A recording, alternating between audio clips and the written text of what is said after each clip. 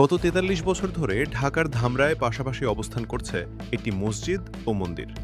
আর সম্প্রীতির বন্ধনে এসব প্রতিষ্ঠানে নিজ নিজ ধর্ম পালন করছেন দুই ধর্মের মানুষ। সেই সাথে একে অপরকে সহযোগিতা করেন সবসময়।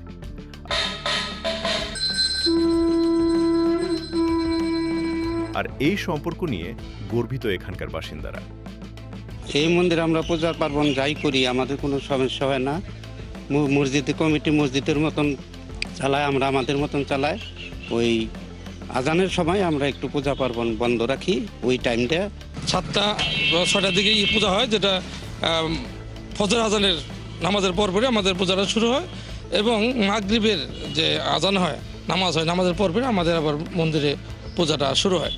তো পাশাপাশিভাবে চলছে, কোনো রকম কখনোই আমাদের মধ্যে ক্ল্যাশ তৈরি হয়নি, আমরা খুব মিলেমিশে আছি। যখন ওনাদের কীর্তন হয় তখন আমাদের কাছে আইসা বলে যে হুজুর নামাজের একটা সময়সূচি দেন।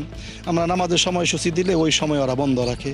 আলহামদুলিল্লাহ, আমাদের ধর্মেও তো এটা আছে যে ওনাদের মন্দির পাহারা দেওয়া, গির্জা পাহারা দেওয়া।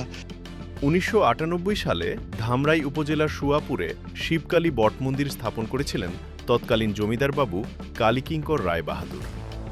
এর প্রায় ২০০ বছর পর ১৯৮৩ সালে মন্দিরের মাত্র ৮ ফিট দূরত্বে সুয়াপুর বাজার কেন্দ্রীয় জামে মসজিদ নির্মাণ করেন এলাকার মুসল্লিরা।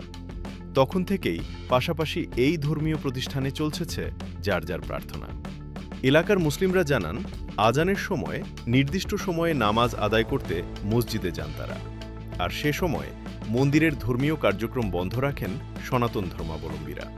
তারা জানান, ধর্ম ভিন্ন হলেও দুই সম্প্রদায়ের মধ্যে সম্প্রীতির অটুট বন্ধন চলছে কয়েকশো বছর ধরে।